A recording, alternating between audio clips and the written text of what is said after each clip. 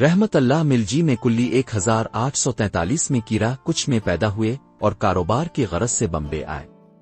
وہ ایک خود ساختہ شخص تھے جن کی محنت سے سونے اور چاندی کا کاروبار پھیلا۔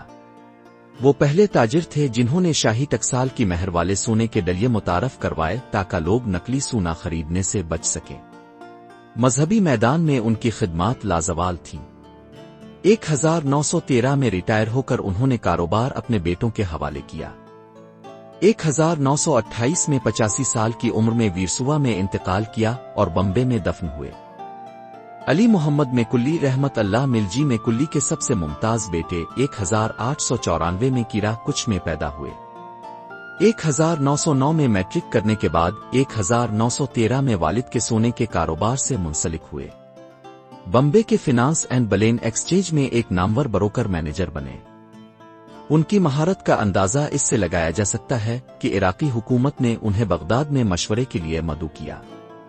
وہ بمبے اسٹاک ایکسچینج کے سربراہ بروکرز میں سے تھے اور انڈین مرچنٹس چیمبر کے رکن بھی تھے۔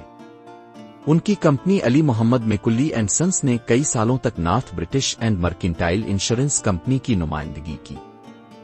علی محمد میکلی 1912 میں اسماعیلی دھارمک لائبریری کے رکن بنے اور بعد میں ڈاکٹر علی محمد ناصر کرمسی کی صدارت میں اس کے اعزازی سیکریٹری منتخب ہوئے۔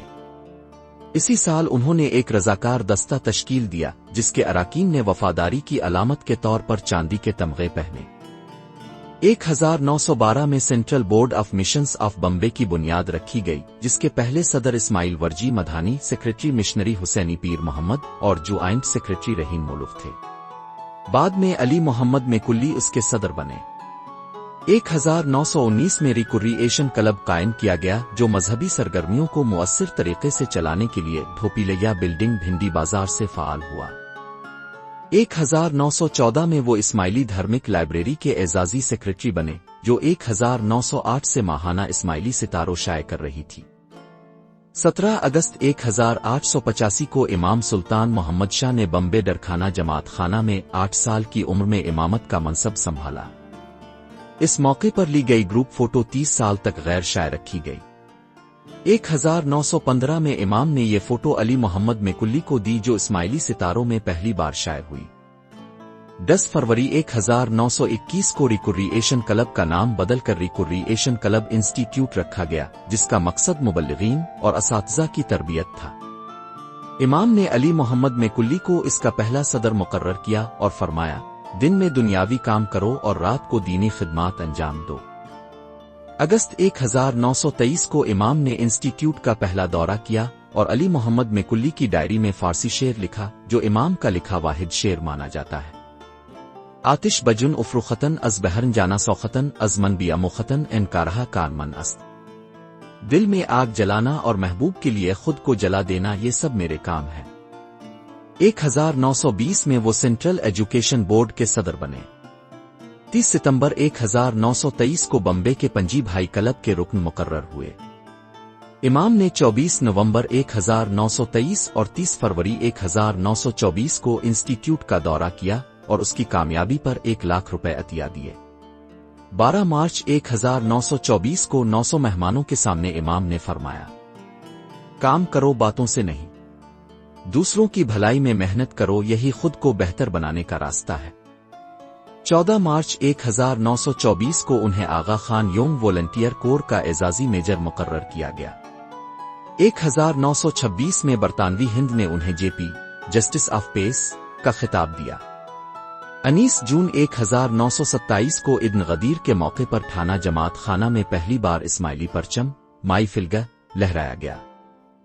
1931 میں راجکوٹ میں ایک باغی گروہ کے خلاف ان کی کوششوں سے امن بحال ہوا۔ 1933 میں انہوں نے ریکریشن کلب انسٹیٹیوٹ کو پورے ہندوستان میں پھیلا دیا جس نے یتیم خانے، روزگار مراکز اور اسکالرشپس جیسی خدمات انجام دیں۔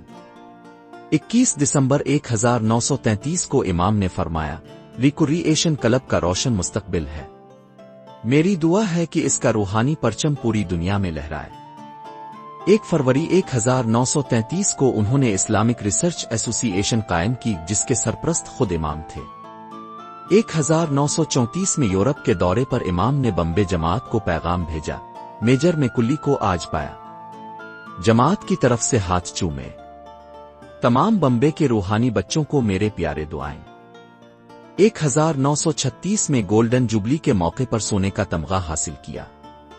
اسی سال امام کے پرائیویٹ سیکریٹری اور بمبے کونسل کے رکن بنے۔ 1937 میں نیروبی میں گولڈن جوبلی تقریبات میں امام کا وزن 3200 اونس اعلان کیا۔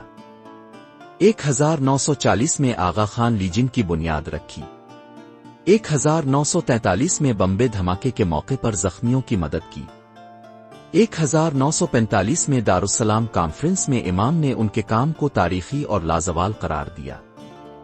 1946 میں الافریقن اسماعیلیہ ایسوسی ایشن قائم ہوئی۔ 1948 میں افریقہ کے دورے پر امام نے انہیں گولڈن واچ تحفہ دی۔ 1950 میں امام نے انہیں حضور وزیر کا خطاب دیا جو کسی اسماعیلی کو پہلی بار ملا۔ 1953 میں انہوں نے مغل شہنشاہ جہانگیر کے دور کا نائب قرن مجید ماتا سلامت کو پیش کیا۔ 1954 میں پلاٹینم جوبلی تقریبات میں کراچی آئے۔